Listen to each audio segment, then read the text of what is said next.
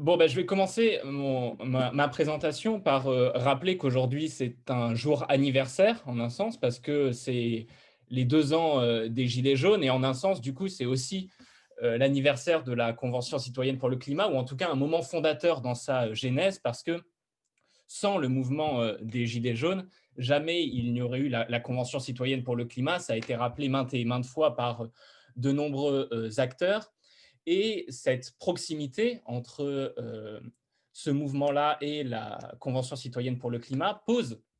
la question des interactions entre les contestations sociales et la délibération, donc entre les mouvements sociaux et la Convention citoyenne pour le climat. Euh, mon intervention va essayer de montrer un peu dans quel écosystème s'est déployée la Convention citoyenne pour le climat à partir des mouvements sociaux qui ont vécu en même temps qu'elle et qui ont interagi avec elle et qui ont pu avoir aussi une influence sur la manière dont s'est construit le processus et tout au long des 9 longs mois de délibération et après, dans la défense des mesures par les citoyens. Alors simplement pour revenir un tout petit peu sur l'histoire de ces mouvements sociaux qui ont marqué la Convention et la Convention. En septembre 2018, naît une dynamique citoyenne contre l'inaction climatique avec avec différentes formes de lutte, des manifestations, des pétitions, puis des grèves pour le climat des lycéennes et des étudiantes euh, qui sont organisées par ce qu'on appelle généralement le mouvement climat, qui a maintes fois été catégorisé comme un mouvement de mouvement dans la mesure où il y a énormément d'acteurs différents avec des modes d'action, des modes de lutte et des modes de contestation différents qui y prennent part. Et puis en novembre 2018, naît le mouvement des Gilets jaunes, qui lui est un mouvement donc, qui naît contre une taxe sur les carburants et qui va donner lieu à des interactions entre le mouvement pour le climat et le mouvement des Gilets jaunes, à des tentatives de convergence, à des influences mutuelles et aussi à des constitutions de collectifs qui vont avoir un rôle important, Jean-Michel l'a rappelé tout à l'heure, dans la construction du processus de convention citoyenne pour le climat, avec notamment en janvier 2019 la lettre ouverte des Gilets citoyens, qui donne lieu quelques mois plus tard à l'annonce de la mise en place de la Convention citoyenne pour le climat par le président de la République, et puis par la suite à la constitution du comité de gouvernance, avec plusieurs figures proches du mouvement climat, on peut le dire comme ça, avec Laurence Tubiana, ça a été rappelé dans d'autres interventions comme coprésidente, Mathilde Imer et Cyril Dion comme membres des Gilets citoyens. Euh, la- les interactions entre contestation et délibération font l'objet de nombreux débats au sein de la littérature sur la démocratie délibérative, avec parfois l'accent mis sur l'irréductibilité entre le regard militant ou agonistique et la délibération supposée dans laquelle on peut supposément discuter avec tout le monde. Il y a aussi un risque qui est mentionné de domestication de la contestation et qui est un leitmotiv repris par de nombreuses aussi organisations militantes, c'est-à-dire que dans le processus délibératif, la puissance subversive de la contestation serait supposément anéantie. La question du coup qui se pose, c'est quelles sont les articulations entre contestation et délibération? Est-ce qu'on est dans l'ordre de la pure domestication des contestations sociales? Est-ce qu'on est dans une forme d'activisme délibératif? Alors, j'emploie la formule utilisée par Funge, qui l'utilise dans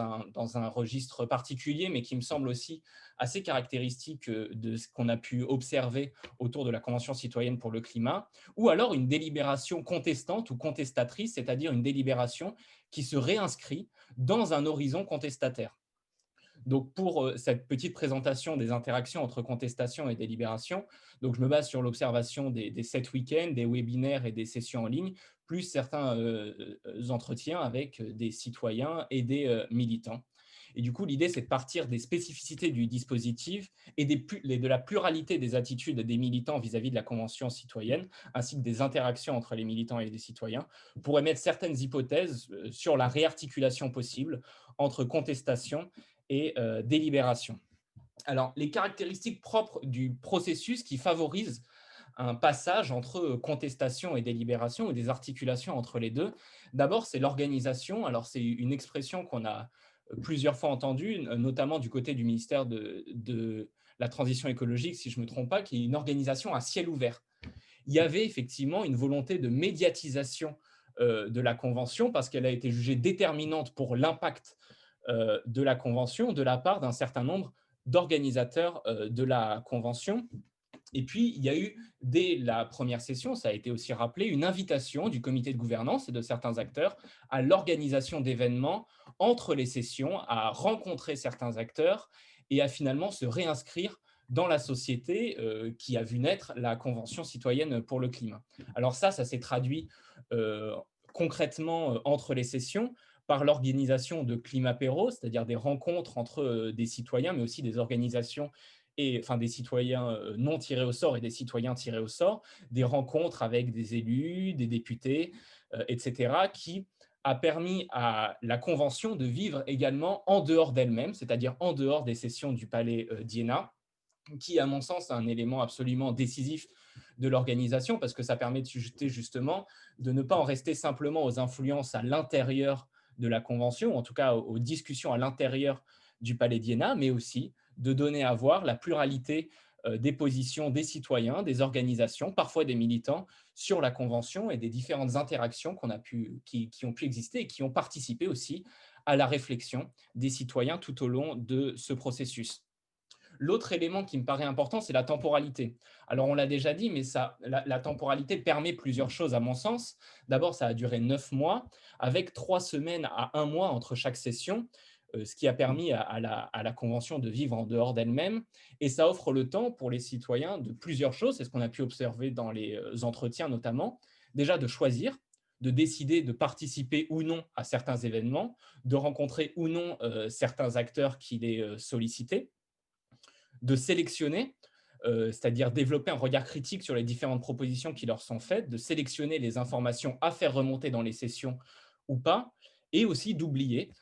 parce que ça me semble être une dimension importante d'un processus comme celui-ci, c'est-à-dire à la fois de digérer les informations marquantes, mais aussi d'oublier certaines informations qui n'étaient pas considérées comme pertinentes par les citoyens ou qui ne les a pas marquées, parce que les citoyens ne viennent pas vierges à la Convention, ils arrivent aussi avec certaines attitudes préalables. Et ces attitudes préalables conduisent à l'oubli ou non de certaines propositions et à la sélection ou non de certains arguments. Euh, dans ce contexte organisationnel, on a pu observer aussi une diversité des positions militantes sur la Convention. Alors, au-delà de l'idée finalement d'un mouvement écologiste omniprésent qui imposerait sa patte sur l'ensemble du processus, on a vu au contraire des interactions très différentes entre les différents participants ou membres ou organisations du mouvement climat. D'abord, et peut-être ce qui est revenu le plus dans les interactions dans les entretiens avec des membres du mouvement climat ou des militants écologistes, c'est avant tout la volonté de contribuer à la construction de la légitimité de la Convention citoyenne pour le climat. Cette construction de la légitimité par les mouvements sociaux, elle a été permise par des interactions lors d'événements extérieurs à la Convention, notamment le Climapéro de fin novembre 2019, qui a été un moment assez important et assez caractéristique de cet écosystème de la Convention citoyenne pour le climat, parce que cet événement a été organisé et animé par des militants contre l'agrandissement de l'aéroport Roissy-Charles de Gaulle, qu'il y avait la présence assez importante d'activistes de plusieurs organisations, Extinction Rebellion, La Bascule ou On est prêt. Et c'est dans ce cadre-là que dans les entretiens, il revient qu'un citoyen fait état d'un besoin de légitimité à un militant. Et à la suite de ça, avec d'autres éléments, et notamment des membres du comité de gouvernance qui participent à rendre compte aux organisations militantes de ce qui se passe à la Convention citoyenne pour le climat, il y a la constitution, de la part d'un certain nombre d'organisations écologistes ou apparentées, d'une interorga sur la question de la Convention citoyenne pour le climat en décembre 2019.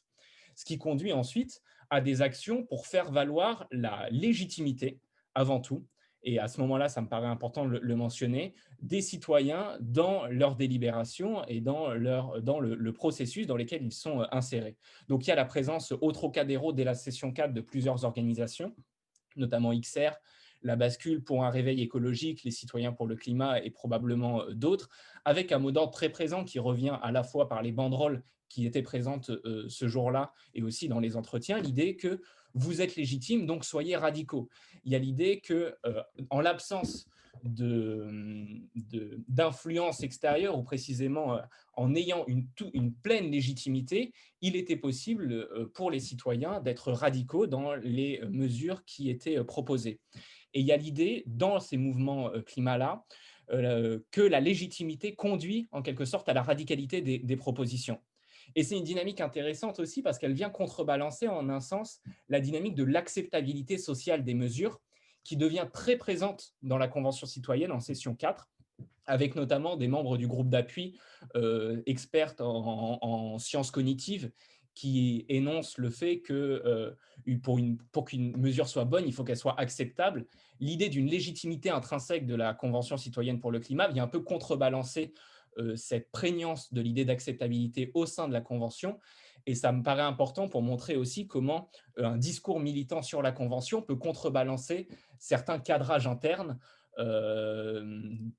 au sein du processus, dans les sessions à proprement parler. Et puis, toutes les interactions n'ont pas été des réussites de la part des militants, il y a aussi des échecs, et ces interactions-là basculent, balancent entre échec et influence. Euh, les interactions, elles ont été diversifiées, notamment par l'envoi de ressources mises à disposition des citoyens. Alors là, dans le cadre classique de la Convention citoyenne pour le climat, mis à disposition notamment sur le site J'en parle de brochures du réseau Action Climat. Et puis, à la marge des interventions aussi dans les groupes de travail pour les organisations les plus institutionnalisées, c'est-à-dire souvent des ONG qui sont intervenus dans le processus et qui ont pu échanger avec les citoyens à ce moment-là, dans des cadres plus informels. Et les interactions qui reviennent beaucoup dans les entretiens, c'est surtout des demandes de citoyens qui, intéressés par le discours qui était porté, viennent en parler ensuite aux experts, ou en tout cas aux activistes ou aux membres de ces organisations qui sont souvent des ONG, pour demander davantage de précision et aussi, il est vrai, pour entretenir un rapport sur le long terme, une discussion sur le long terme, avec des prises de contact qui sont échangées entre certains intervenants et des citoyens, demandeurs d'informations en plus, et qui ensuite, du coup, ont permis de faire remonter certains éléments au sein de la Convention citoyenne pour le climat. Et puis, donc, les autres interactions, elles ont pu avoir lieu à l'extérieur de la Convention. Donc, lors du Climapéro, notamment, dont je vous parlais tout à l'heure, il y a eu énormément d'interventions sur l'aérien de la part de militants d'Extinction Rebellion face à une citoyenne du groupe Se Déplacer qui était là. Et puis, par la suite, avec les contacts qui ont été pris, l'envoi de documentation pour informer les citoyens avec des brochures militantes sur comment ça se passait, sur les propositions, sur les possibilités de mesures, etc., etc. Et puis, lors aussi de conférences qui ont été organisées, de séminaires, avec des influences extrêmement diverses. Alors, on retrouve en plénière notamment un citoyen qui reprend la brochure envoyée par le RAC pour défendre une mesure qui, là, est un exemple d'interaction réussie parce qu'une proposition faite par une organisation proche de ce mouvement climat émerge dans le débat, mais il y a aussi des exemples d'échecs de l'intervention, avec notamment le quota carbone, il y a une organisation qui a essayé effectivement de faire porter à certains citoyens cette mesure, ou en tout cas de convaincre certains citoyens que cette mesure était une mesure importante et intéressante pour la Convention citoyenne pour le climat. Et il en est sorti de cet échange que la citoyenne refusait la manière dont cette interaction avait lieu et a rejeté cette proposition-là. On a parlé au comité de gouvernance, le comité de gouvernance qui ensuite a alerté l'association que ces pratiques-là n'étaient pas souhaitables et n'étaient pas n'était pas acceptable au sein de la Convention citoyenne pour le climat, ce qui montre aussi que parfois, le comité de gouvernance a limité les interactions dès lors que les interactions devenaient trop substantielles et considérées comme étant illégitimes parce que trop insistantes. Là, en l'occurrence, ce qui est ressorti énormément sur cet exemple du quota carbone, c'est pas tant le fait d'essayer de convaincre que l'insistance des arguments et des acteurs qui ont essayé de porter cette mesure, qui a été rejetée par la citoyenne et qui a conduit à ce recadrage de la part du comité de gouvernance. Une autre forme d'interaction, et c'est important de le mentionner, c'est que toutes les organisations écologistes n'ont pas été favorables dès le départ à l'organisation de cette Convention citoyenne pour le climat, et certaines organisations, notamment de l'écologie dite radicale, ont contesté la pertinence de la Convention avec une méfiance vis-à-vis du cadrage et du rôle du comité de gouvernance, avec notamment, il y a eu un appel à débordement signé par Désobéissance Paris, Youth for Climate Île-de-France. Ça, c'est une forme de méfiance vis-à-vis du processus venant du mouvement climat pris au sens large. Et puis pour certaines ONG écologistes et des organisations activistes, notamment là je pense à Greenpeace, Alternativa et ANV COP21, il y a une méfiance vis-à-vis de l'usage politique de la Convention qui s'exprime dès le départ. Et malgré le fait que Greenpeace soit intervenu dans la Convention en tant qu'intervenant, Greenpeace fait le choix plutôt en interne de privilégier le retrait dans l'attente du rapport de la Convention, ce qui traduit une diversité de rapports à la Convention, y compris au sein des organisations dites écologistes et participants à ce mouvement climat. L'exemple des mesures sur l'aérien permet de montrer, à mon sens, alors là encore, je précise comme tous mes collègues qu'on est encore dans la phase des résultats préliminaires et que ces travaux vont être prolongés par la suite, mais il est notable que le cadrage de la question des transports, notamment dans le groupe Se déplacer, et donner une place prégnante à la voiture en session 2, notamment avec l'intervention de Jérémy Almosny, qui donne les chiffres bruts sur la part de la voiture et de l'aérien, avec notamment 60% des émissions de gaz à effet de serre qui viennent de la voiture et qui conduisent les citoyens à réfléchir énormément à la manière de réduire les émissions de gaz à effet de serre liées à la voiture et à délaisser pour un temps la question de l'aérien, qui n'est présente que dans 2 mesures à la fin de la session 3, dont une sur le fret et qui est mis, à défaut d'une famille sur les voitures, dans la famille modifier l'usage de la voiture individuelle.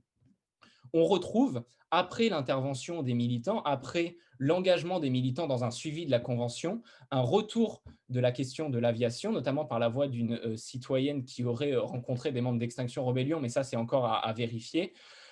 Tout ça pour dire simplement qu'au final, en fin de session 5, il y a une famille de mesures sur l'aérien, et ce qui montre que un cadrage produit par l'organisation, produit par la manière dont se sont déroulés les débats en interne, peuvent être remis en cause, et un certain nombre de discours militants, ou en tout cas qui sont très mobilisés dans les organisations militantes, parce que la question de l'aérien est véritablement centrale à la fois chez les Gilets jaunes et chez de nombreuses organisations pour le mouvement climat, sans que la genèse des mesures sur l'aérien puisse être véritablement établie à cette heure-là, on a quand même un rapport qui semble s'établir entre la présence autour de la Convention d'un certain nombre de discours militants et un recadrage de la question qui permet d'inclure une nouvelle question qui jusqu'alors n'était pas véritablement présente. Euh, une autre articulation entre contestations émerge ensuite, et ça sera ma dernière partie, dans l'après-convention, notamment parce que plusieurs rapports entre citoyens et militants émergent à la fin du processus. Il y a d'abord des citoyens en retrait qui arrêtent de suivre les mesures et qui n'ont plus d'interaction avec toutes les organisations du mouvement climat et les organisations écologistes. Il y a des citoyens rebelles qui contestant la manière dont le dispositif, dont les mesures sont reprises par l'exécutif, contactent certaines organisations souvent très contestataires, notamment politiques, type la France Insoumise, le Parti communiste français, pour appuyer une attitude contestatrice, c'est-à-dire de pointer du doigt le fait que le président de la République n'a pas tenu sa parole. Il y a des citoyens soutenus qui ont des interactions avec les organisations militantes pour leur demander des ressources dans le cadre du soutien de leurs mesures. et puis des citoyens porte-parole qui n'hésitent pas à participer directement à des actions organisées par des militants, notamment dans les camps climat cet été organisés par Alternativa et ANV COP21, où on a vu dans plusieurs camps climat en France des citoyens de la Convention citoyenne invités, ce qui permet aussi de réintégrer la délibération présente au sein de la Convention citoyenne pour le climat dans une approche, dans une démarche contestatrice, puis aussi la participation à des actions de désobéissance civile de certains citoyens et des soutiens à des militants, notamment lors de procès suite à des actions de désobéissance civile, ce qui permet donc de réinscrire, je le disais, la Convention dans un horizon contestataire et qui redéfinit un peu en un sens l'articulation classique entre d'un côté la contestation, les mouvements sociaux et de l'autre l'idéal délibératif. La Convention citoyenne pour le climat, en tant que convention ouverte sur l'extérieur, montre aussi une autre manière d'articuler la contestation politique et la délibération. En conclusion, je dirais que ce n'est pas nécessairement une influence illégitime, mais ça témoigne de l'ouverture de la Convention citoyenne sur l'extérieur, avec un cadre organisationnel qui permet le temps de la réflexion et de la sélection des informations, et aussi de nouveaux discours d'émerger au sein de la Convention citoyenne pour le climat, et notamment des discours issus d'organisations militantes. On peut faire aussi l'hypothèse que le point d'appui sur les sciences du climat, qui est commun aux organisations militantes et aux citoyens qui ont eu en première session un regard sur certaines conclusions des sciences du climat, ont favorisé les rapprochements parce que la base de la délibération était pour les deux la même, c'est-à-dire partir des données scientifiques sur l'urgence climatique pour construire une délibération. C'est un processus qui est commun à la fois au mouvement contestataire du mouvement climat et à la fois aux citoyens de la Convention citoyenne pour le climat, ce qui a permis aussi de favoriser, à mon sens, ces rapprochements. Et donc, en conclusion, la vie de la Convention à l'extérieur du Palais d'Iéna a permis l'émergence d'une pluralité de discours au sein de la Convention, notamment issus des organisations contestatrices. Ce processus politique à ciel ouvert réinscrit la contestation au sein de la pratique délibérative et la délibération dans la contestation. Et par ces interactions entre militants et citoyens, la démocratie encadrée retrouve ici, on peut dire, un certain rapport à la démocratie sauvage, pour reprendre le terme d'Abensour, montrant que finalement, les oppositions entre démocratie sauvage et démocratie domestiquée peuvent être parfois redéfinies. Merci Maxime. Je rappelle Maxime est politiste, membre du Centre de recherche politique de l'Université Saint-Louis de Bruxelles. J'avais oublié de le dire. Donc nous avons 8 minutes pour parler, 7 minutes. Philippe. J'ai une question de Dimitri Courant pour Maxime, donc, qui cite « Vous êtes légitime, soyez radicaux », qui cite donc les organisations contestatrices. Mais si les citoyens de la CCC s'étaient avérés non radicaux, ces collectifs militants auraient-ils continué à les considérer comme légitimes ?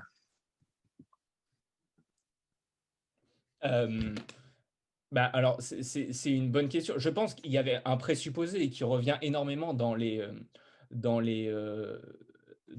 discours des militants pour le climat aujourd'hui et qui a une dimension, à mon avis, centrale, c'est que la prise de conscience de l'urgence climatique, et je pense que cette prise de conscience a été absolument décisive dans le processus, conduit nécessairement à une forme de radicalité. C'est-à-dire que l'opposition entre science et politique à l'aune de l'urgence climatique, elle est redéfinie et l'absence de radicalité n'est pas de mise. Donc, la question, prise d'un point de vue délibérativiste pur en un sens, elle pose probablement ça poserait probablement un problème dans la mesure où effectivement, les possibilités de solutions à la fin de la délibération sont complètement ouvertes dès le début du processus, mais dans la mesure où la réduction de 40% des émissions de gaz à effet de serre est un objectif en soi qui nécessite des transformations politiques radicales, il y avait chez les militants pour le climat qui ont interagi avec le processus la certitude, en un sens, que une délibération de qualité sur les questions conduirait à des positions radicales. Donc, on peut faire du contrefactuel pour savoir si oui ou non, avec d'autres conclusions à la fin, ils auraient été d'accord, mais simplement, le présupposé même de cette forme de délibération-là, et je ne pense pas qu'il y ait de délibération pure indépendante d'un certain nombre de présupposés, conduisait les membres des mouvements climat à considérer tout simplement que,